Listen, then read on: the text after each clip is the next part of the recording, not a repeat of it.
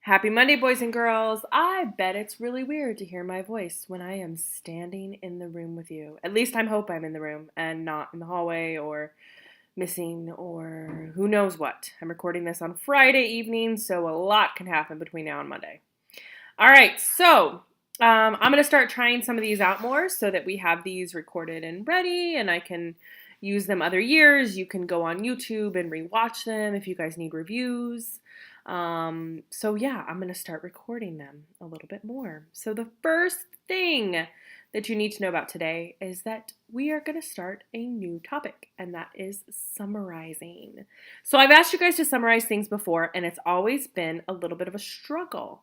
For most people, I either get so few things that I don't even know if you've read the book, or I get all of these extra little minor details and we miss some major points, or I just get the entire book rewritten. None of that works. So, today we are going to learn about how to summarize. What do you think of my new, presentation mode? I feel like I'm like coming up in the world, right? Yeah, I'm doing good. All right. So the first thing that you need to know is what is a summary and why does it matter?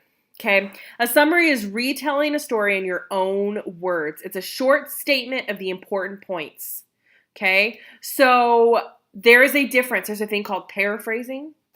That talks about your own words as well. But the big difference is that a summary is short. Short. It's incredibly important that it is short. Like I am talking, if you're reading a whole chapter, your summary should be at most a paragraph. If you're reading a book, your summary should be at most like a page, right? Think about how great a difference that is in comparison. If we have if we do our read alouds on the screen, a picture book, that should be like a paragraph summary, right? So summaries matter for a lot of reasons. First of all, it's a really great way for me to check for understanding and to make sure you actually paid attention to the story and that you really do know what's going on, right? A second way is it's a really great way for you to share what you've learned. So when we get into our next Genius Hour project, right? And let's say you read an entire book about the history of the flushing toilet.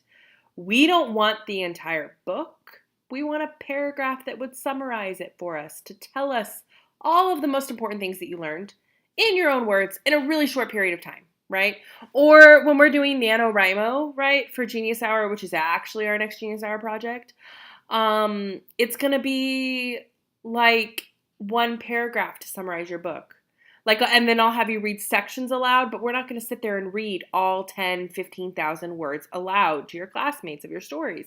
We need you to learn how to summarize, okay? Then lastly, it's just to tell a friend about a great book or a movie. So like when I have the librarians stand up in front, when I'm good about that and I remember, and tell us about their favorite 6 books from our library or whatever. A summary is what we really want to know, right? We kind of want you to summarize and tell us quickly what that book is about. And there's many ways to make a summary. And so we're going to dive into one of them today, and then we'll talk about another one later this week. And depending on how things are going, I might introduce a third one. We'll see how we're doing. Okay, so here is one way. Method number 1. So I know it's a little kiddish. I know it's a hand, but bear with me because it actually helps you remember. So look at your hand. Your thumb is somebody. Your forefinger is wanted. Your middle finger is but. Your fourth finger, your ring finger, is so. And your pinky finger is in the end. Okay? Somebody, wanted, but, so, in the end. Okay. Let's talk about what that means. The 5-finger summary. Somebody. Who are the main characters? Right?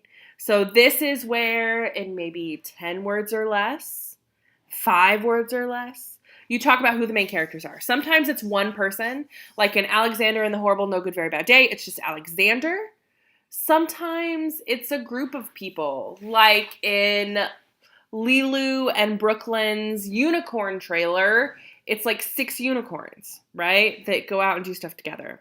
I really want one of you guys to write that book for your NaNoWriMo, by the way. I'm like probably going to make you do that. Okay, the next finger is wanted. What did they hope to do? So what, at the beginning of the book, do they set out to do? What's their goal? What's the plan? And so, like, if you think about No Talking, second and third graders that we read, Dave Parker sets out to, sets out to beat the girls in this no talking thing. But one of the things that stands in the way is all of the teachers and the adults kind of resisting it, right? And then their own desire to talk, right? But what they wanted to do was beat the girls, right? Oh my gosh, I'm getting ahead when I say stands in the way. So the stands in the way part is the but, right? But what stood in their way? That's the big problem. So what is stopping them from doing what they wanted to do, right? Because it wouldn't be a very fun story if somebody wanted to do something and then nothing got in their way and they just did it. Like, it's not a fun story when I wake up in the morning and I want to eat my overnight oats and I grab them from the fridge and I eat them. That's not an interesting story. But if I wake up in the morning and I want to eat my overnight oats and I go to the fridge and they're mysteriously missing and I have to figure out whether one of my cats ate them or somebody stole them or what, right? It becomes more of a story, right? So there's the wanted, what they hope to do, and then the next step is that but, the problem. What stands in their way? What stops them from doing what they want to do? And then there is then, and that's how did they solve the problem? How did they fix it? What did they do? What makes everything better, right? So how I would solve the problem of my missing overnight oats is I would discover that there is a jar on the floor that has shattered. And yet again, my Minerva has snuck into the fridge and eaten my food, right? She actually hasn't snuck in the fridge yet, but she straight up did eat my banana bread this morning. Like opened plastic package and everything. So I wouldn't be surprised if she sneaks into the fridge sometime. All right, and lastly, there's the so. How did the story end, right? What was the final problem? How did I solve the problem? Well, I figured out where my empty jar of overnight oats was, and then the story ended by me crying and having cold cereal instead because I was so upset. This is not a real story. This is a made-up story for dramatic effect, right? Okay. With like Alexander, he hoped to have an Alexander and then a horrible, no good, very bad day. Alexander's the main character. Alexander just wanted to have a normal day.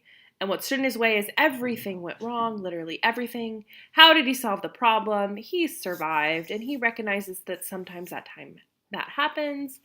And then the so at the very end is he went to bed and decided the day was over, right? There's a lot of things. Or, yeah, with Dave Packer, he's the main character. He wanted to beat the girls. What stood in the way was people wanting to talk and teachers trying to stop them. How did they solve the problem?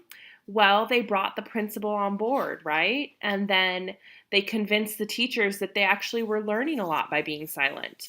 And then how did the story end? Well, they realized that boys and girls can be friends, and they called a truce, right, at the very end. Lindsay was pretty awesome, and she spoke all those extra words, right? So those are all examples of kind of how you can apply the 5-finger summary method in order to make a quick summary of books that we've read or a made-up story that I came up with about overnight oats. And the very last thing is, what are you doing today? All right, for today, you are going to listen to the following read aloud. That's the story that's going to come up after this.